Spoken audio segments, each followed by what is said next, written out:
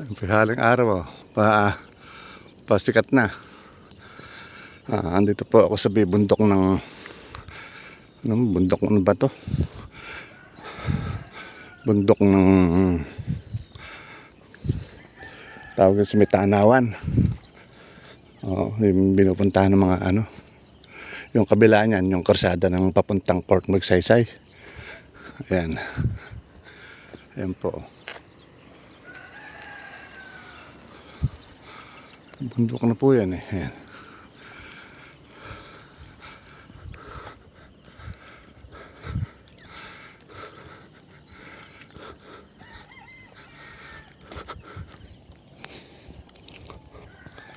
Ayan o. Pasikat pa lang.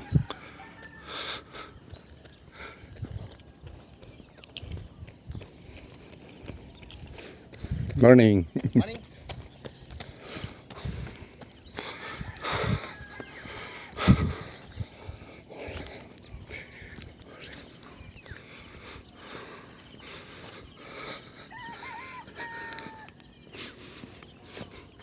Ayan po.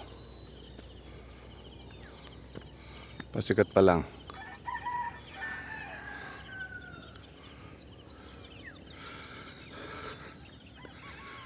Napakagandang tanawin po rito sa Palayan City.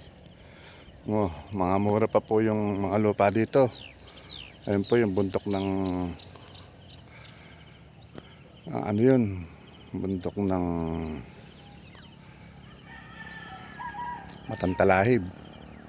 Yung ang pagkakaalam ko, yung mataas na yun. Parang suso na yan. Ayan. Dati yung susong dalaga, kitang kita rito ng araw eh. Wala pa kasi, matataas na kasi mga puno eh.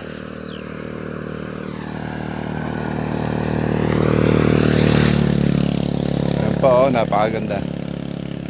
Napakaganda po ng tanawin.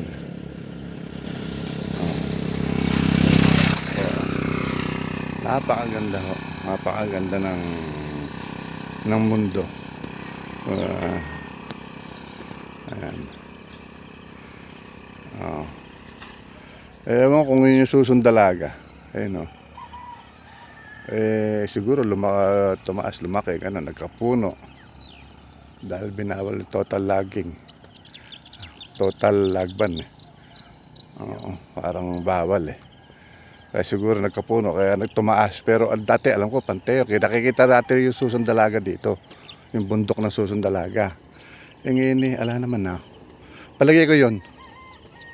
Yun ang susundalaga. Nakarating na ako nung araw eh. Doon. Nung nagmina kami. Nagmina kami nila Julius de Leon.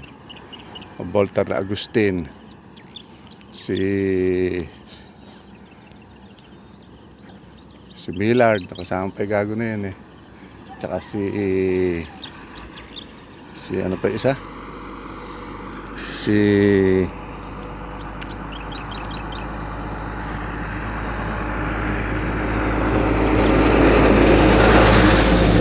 pangalan pa? Si Millard. Si Bernard. Bernard Kabalatuan. Tsaka si parang Jeep na Zamora. Ay kasama ng mga taga Matantalaib. Pauwi na kami.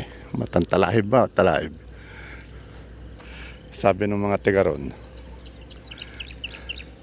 mga ama, kayo ba kayo mga nagbimina dyan? Kasi meron kaming sinusundang palatandaan eh. Opo, ika namin. Mga amang mga itsura nyo po, mukha kayo may mga kaya. Kami rito naghihirap. Bago kayo, kami muna. Oo nga naman kako. Tawa ko eh. Ayun po yung kasalukuyan pala sumisikat ang araw dito. Anong oras na ba? Ngayong oras na to? Siguro mga 6 past 6. Wala akong dala relo eh. Ayan o. Ayan o, kita nyo po ba yan? Nakapasan nyo ba yung suso na yung bundok na yun? Alam ko yun ang susundalagi eh.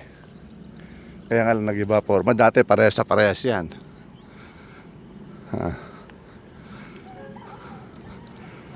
Ah.